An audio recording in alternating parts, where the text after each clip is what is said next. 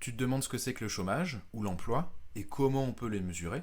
T'es au bon endroit. Bienvenue dans SOS SES.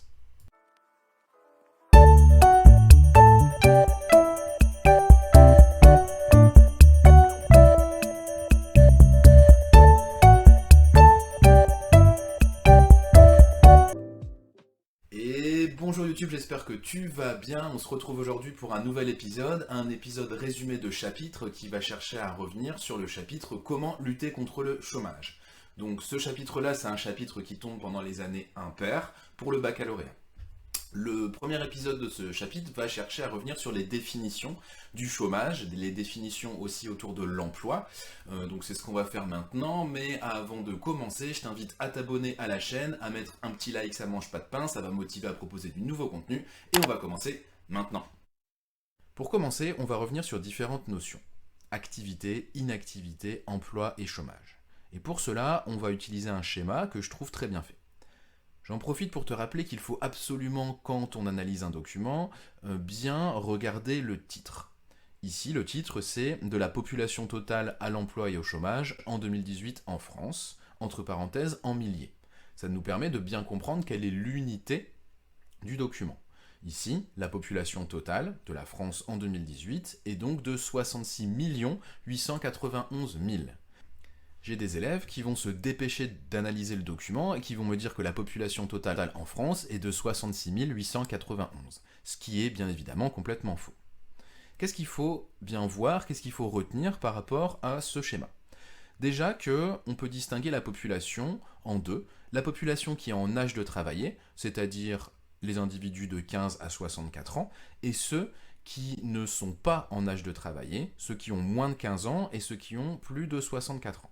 Quand on a moins de 15 ans ou plus de 64 ans, on est directement considéré comme étant des inactifs. Parmi la population en âge de travailler, on distingue ceux qui sont actifs et ceux qui sont inactifs. Ceux qui sont inactifs, ce sont tout simplement ceux qui ne sont pas en emploi ou qui ne sont pas en recherche d'emploi. Ces individus-là viennent donc renforcer le vivier de la population inactive, qui s'établit donc en France à environ 37 millions d'individus. Parmi la population active, on distingue la population active qui est occupée, c'est-à-dire des individus qui sont en emploi, dans un emploi rémunéré, dans un emploi déclaré, mais aussi les chômeurs. Il faut donc bien retenir qu'un chômeur est un actif en France. Ces éléments nous permettent de calculer deux indicateurs très importants pour mesurer la santé économique, la santé sociale d'un pays, le taux d'emploi et le taux de chômage. Pour calculer le taux d'emploi, on prend la population active occupée et on divise ça par la population en âge de travailler, on multiplie l'ensemble par 100. Pour le taux de chômage, on prend le nombre de chômeurs qu'on divise par la population active et on multiplie le tout par 100. Ceci nous amène donc à deux définitions qu'il faut bien connaître. La première des définitions, c'est l'emploi. Qu'est-ce que c'est que l'emploi? C'est l'exercice d'une activité professionnelle qui est rémunérée et qui est déclarée. Au niveau macroéconomique, par rapport à ce qu'on a vu tout à l'heure, l'emploi correspond donc à la population active occupée. Deuxième définition à bien connaître et à bien maîtriser, c'est celle du chômage. Qu'est-ce que c'est qu'un chômeur? Un chômeur, c'est déjà une personne qui est sans emploi, mais aussi une personne qui est à la recherche active d'un emploi et qui est disponible pour l'occuper. Au niveau macroéconomique, encore une fois par rapport à ce qu'on a vu tout à l'heure, les chômeurs correspondent à la population active inoccupée. On va faire un petit exercice pour voir si tu as bien compris. L'objectif, ça va être de classer ces individus selon leur situation. Est-ce qu'ils font partie de la population active occupée, c'est-à-dire des individus qui sont en emploi, dans un emploi rémunéré, déclaré? Est-ce que ce sont des individus qui sont au chômage, c'est-à-dire qu'ils font partie de la population active inoccupée, ou est-ce que ce sont des inactifs? Qu'en est-il donc de la situation de Samia, 30 ans, qui est mère au foyer? De Samuel, 42 ans, qui est au chômage depuis 3 mois? De Gilles, 50 ans, qui est invalide après un accident de la route. De Mario, 5 ans, qui va à l'école maternelle. De Fleur, 22 ans, qui poursuit des études de droit. De Mouloud, 35 ans, qui est professeur des écoles. Et de Gilbert, qui a 70 ans et qui est à la retraite. Je t'invite à poster ta réponse en commentaire. Petite analyse rapide de l'évolution du taux de chômage. on voit que ce taux de chômage a très largement augmenté à partir des années 70. Ici, on voit qu'en 1975, le taux de chômage était seulement de 4%. Il a très vite augmenté pour atteindre les 8% en 1983-1984. À partir de ces années-là, le taux de chômage a globalement oscillé entre 8% et 10%. Actuellement, le taux de chômage de 2021 est de 8%.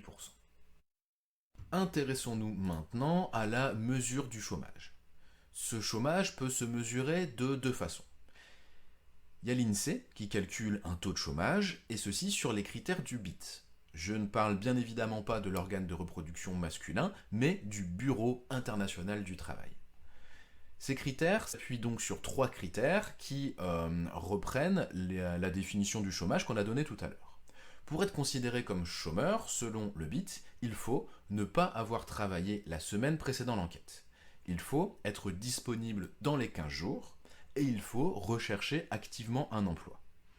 On pourrait considérer cette approche comme étant une approche qui est restrictive. Elle compte 2,3 millions de chômeurs. Pourquoi une approche restrictive? Puisqu'il y a une autre approche qui comptabilise davantage de chômeurs. C'est la mesure de Pôle emploi, une agence que vous connaissez bien et qui mesure le taux de chômage en fonction tout simplement de son nombre d'inscrits. Pôle emploi distingue différentes catégories au niveau des inscrits. Il y a la catégorie A qui correspond plus ou moins aux critères du BIT, mais il y a aussi les catégories B et C. Ce sont des individus qui exercent une activité réduite.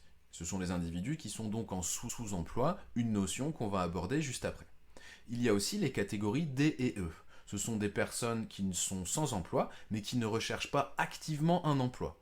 Ainsi, ces personnes qu'on vient d'évoquer ne remplissent pas les critères du BIT, et pourtant, ils pourraient être considérés comme étant au chômage. Avec cette approche, et en accumulant l'ensemble des catégories A, B, C, D, E, on arriverait à 5,4 millions de chômeurs. C'est donc une approche qui est beaucoup plus large. Petite précision, le taux de chômage qui est mis en avant dans les médias et par les politiques, c'est le taux de chômage de l'INSEE sur les critères du BIT.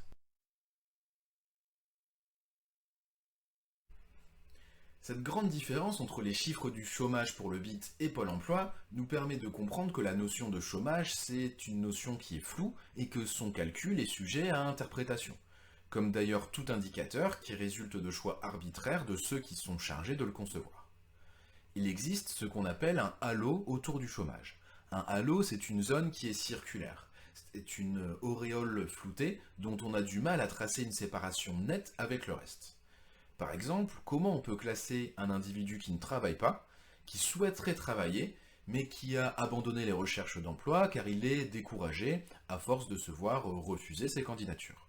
Au niveau statistique, il serait considéré comme étant inactif, mais il s'approche tout de même de la définition d'un chômeur.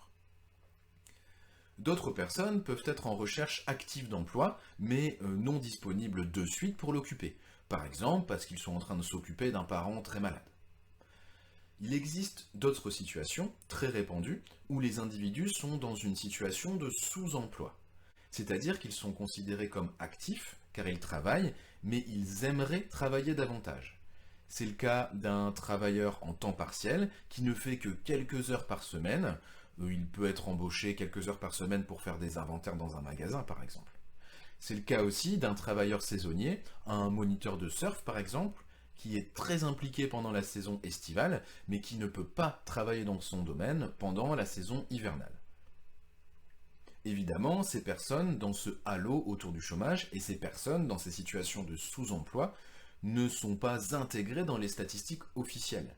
Ils sont considérés comme étant actifs occupés ou bien comme étant inactifs.